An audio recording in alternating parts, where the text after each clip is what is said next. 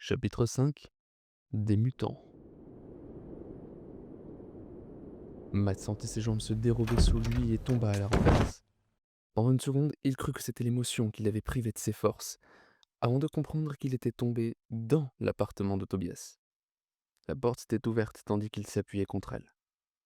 Tobias le dominait, le regardant avec une curiosité teintée d'incrédulité. La chose dans le couloir grogna à nouveau, et Tobias releva la tête, épouvanté. Des pas lourds se rapprochaient. Matt roula sur la moquette malgré son équipement et Tobias put refermer en tirant sur les verrous. Ce truc vient de défoncer l'entrée d'un appart. Faut filer, s'écria Matt. Mes parents ont remplacé la porte après notre cambriolage dans dernier ceci blindé, tu crois vraiment qu'il se verra demanda Tobias à toute vitesse, sans même respirer. Matt se releva. On va pas tarder à savoir. Et en effet, elle se mit à trembler, tandis qu'on l'ébranlait à grands coups. C'est quoi ce truc fit Matt. Ça ressemble à ces chiens tout froissés, ceux qui ont trop de peau. Sharpei, compléta Tobias, défiguré par la peur. C'est ça. On dirait un homme avec une peau de Sharpei qui a chopé une maladie de crapaud. Il était couvert de pustules. Tobias avait la bouche ouverte, les yeux exorbités, et ses mains tremblaient. Oh, Tobias, ça va L'interpellé hocha la tête. Néanmoins, Matt comprit qu'il était en état de choc. T'as vu dehors Sans qu'il cadait. Ça oui, j'en reviens. C'est la fin du monde Matt déglutit. Que pouvait-il répondre? Qu'en savait-il, lui, de ce que c'était? Il hésita. Son ami n'allait pas bien. Moins bien que lui-même, en tout cas. Il se devait de montrer l'exemple. Non, non, puisqu'on est encore là. Si c'était la fin du monde, on serait pas en train de parler, tu crois pas? Tobias approuva sans conviction. Il leva les bras et désigna la porte qui conduisait à la cuisine. Il y a un mutant comme celui-ci dans le couloir derrière. Quand je me suis réveillé ce matin, il était là. J'ai réussi à fermer avant qu'il sorte. Ce fut au tour de Matt d'écarquiller les yeux. Quoi? Tu veux dire qu'ils sont deux? Celui de la cuisine est moins agressif, mais il a quand même essayé de me lancer un couteau. Je crois qu'ils sont maladroits. Maintenant que la tension était retombée d'un cran, Tobias articulait lentement. Écoute, Matt, j'ai un mauvais pressentiment.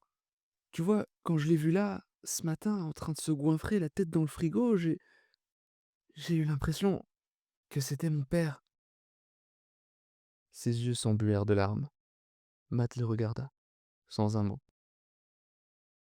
Il avait les mêmes habits, précisa Tobias, sans retenir ses larmes. C'était. C'était un homme Sharpei, noir, avec les fringues de mon père, tu vois. Matt fit alors ce qu'il n'aurait jamais cru possible en d'autres circonstances.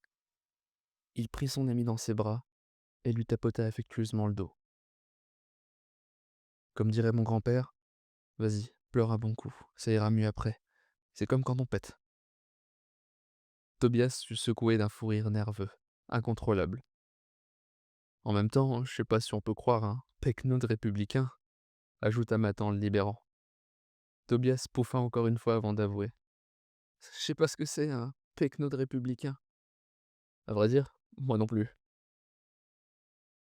Et ils rirent de nouveau, d'un rire qui leur faisait du bien et du mal, les nerfs à bout. Faut qu'on trouve un moyen de sortir d'ici, exposa Matt lorsqu'ils se furent calmés. On peut pas attendre que le mutant, comme tu dis, sorte. On serait coincé entre celui-là et l'autre. Et tu veux aller où? Si toi et moi sommes encore là, peut-être que Newton aussi est passé au travers. Et après? J'en sais rien, Tobias. On verra à ce moment-là. Chaque chose en son temps. Déjà, faudrait pouvoir sortir. Les escaliers de secours à l'extérieur, on peut y accéder?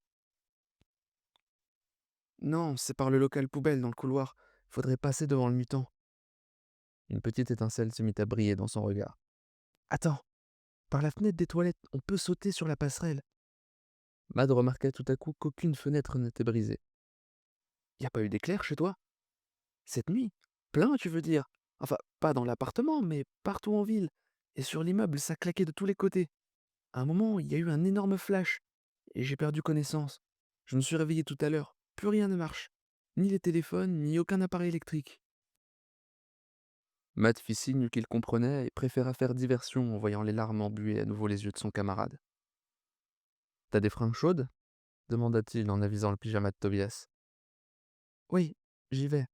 Attends-moi là, lança-t-il en séchant ses yeux. Prends aussi une lampe si tu en as une.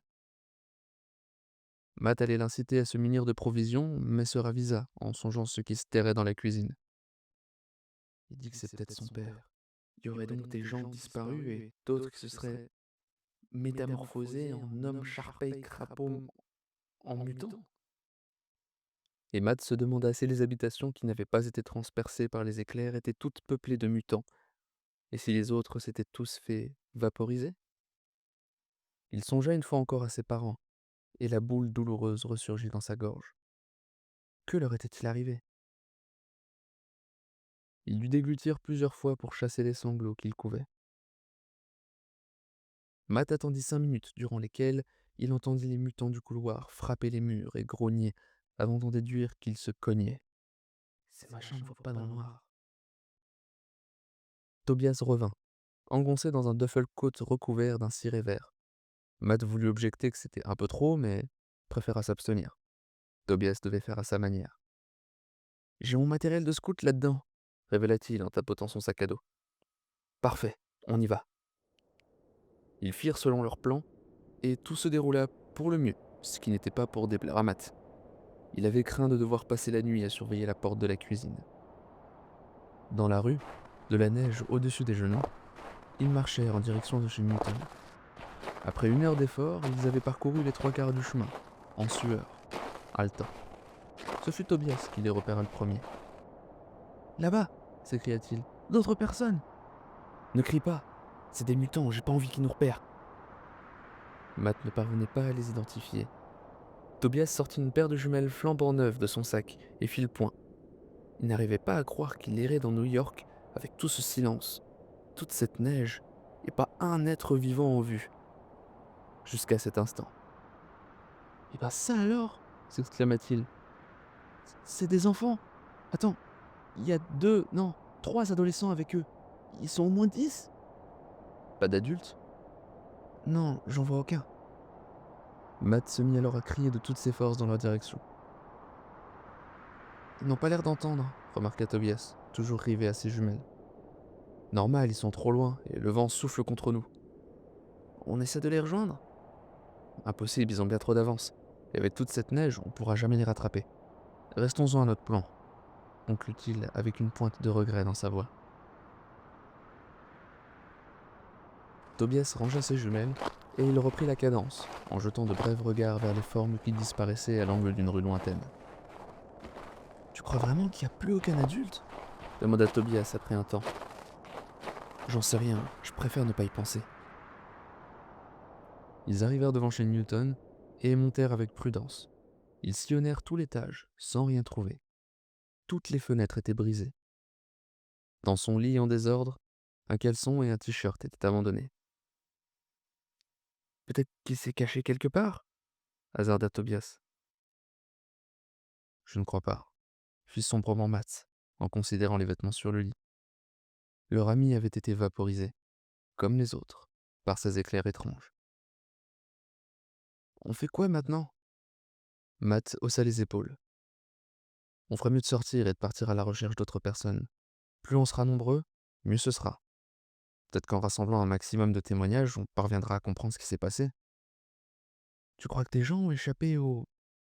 truc ?» ?»« Oui, ce groupe qu'on a croisé en est la preuve. Toi et moi aussi. » Réalisant qu'il n'avait rien absorbé depuis la veille et que la faim commençait à le tenailler, Matt ajouta. « Il doit pas être loin de midi, on va déjà manger un morceau. » « Je suis pas certain de pouvoir avaler. » « Force-toi, » le coupa Matt. « Avec les efforts qu'il faudra fournir dans la neige, t'auras besoin de tes forces. » Ils confectionnèrent des sandwichs avec ce qu'ils débusquèrent dans le frigo, jambon et fromage.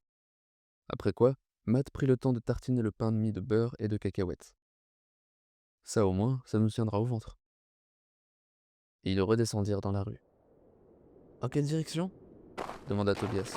« On n'est pas loin de Lee's River. On va y jeter un coup d'œil. Là-bas, on pourra voir l'autre côté du fleuve, si les quartiers du Queens ou de Brooklyn sont touchés. » Tobias approuva vivement. L'idée que tout puisse être comme avant dans le reste de la ville semblait lui plaire. Ils avancèrent péniblement, levant haut les jambes. Au bout d'un moment, Tobias fit remarquer. « T'as vu? On dirait que tout ce qui roule a disparu. » Matt se frappa le front avec son gant. Voilà ce qu'il dérangeait sans réussir à mettre les mots dessus. Les rues étaient totalement vides. Dire que j'y ai même pas fait attention. Elles sont passées où les voitures? Et si les éclairs ne vaporisaient pas que les gens? Matt approuva. Oui, ça ne pouvait être que ça. Les êtres vivants et les voitures. Se dit-il, sans parvenir à y croire pleinement. C'est complètement dingue cette histoire. Je dois être en train de dormir, je vais bientôt me réveiller et tout sera normal. Aussitôt, la voix de la raison le remit en phase avec la réalité. Non, tout ça est bien réel. J'ai déjà eu si froid en dormant. Et les rêves ne durent jamais très longtemps. Là, ça fait déjà plusieurs heures. Tout est vrai. Le vent devint plus vif lorsqu'ils se rapprochèrent du fleuve, irritant les joues de sa langue glaciale. l'East River apparut entre deux immeubles, un large ruban d'eau sombre. Sur la rive opposée, le quartier du Queens paraissait aussi tranquille que le leur. Ça n'a pas l'air plus vivant en face, fit remarquer Tobias sans masquer sa déception. Matt se contenta de scruter les façades lointaines, à plusieurs centaines de mètres de distance. « Tu peux me passer tes jumelles » réclama-t-il soudain. Tobias s'exécuta et Matt les orienta vers un petit parc de l'autre côté du fleuve. Il avait vu juste. 3 individus se cachaient derrière un arbre, accroupis. En sondant les environs, Matt ne tarda pas à repérer ce qu'il craignait. Un mutant, penché en avant, marchait lentement, comme s'il cherchait quelqu'un.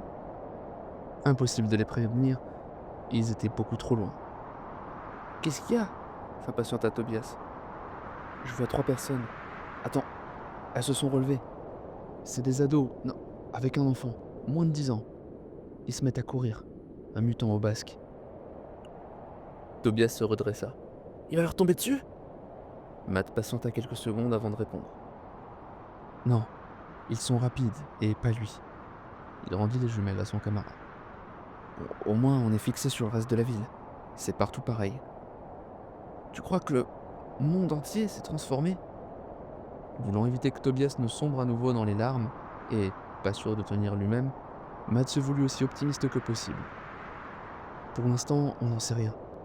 Peut-être tout l'État, peut-être pas. Et même si tout le pays a disparu, on ne sait pas ce qu'il en est de l'Amérique du Sud, ou même de l'Europe. Tôt ou tard, les secours arriveront. Tobias fixa Matt, lèvres plissées, ne sachant s'il devait croire son ami ou non. Soudain, son regard dévia et alla se poser au loin, sur l'immense pont qui reliait Manhattan au Queens. Il s'empressa de regarder dans ses jumelles. Sa bouche s'ouvrit tout grand. « Oh non, c'est pas vrai !» furent ses premiers mots.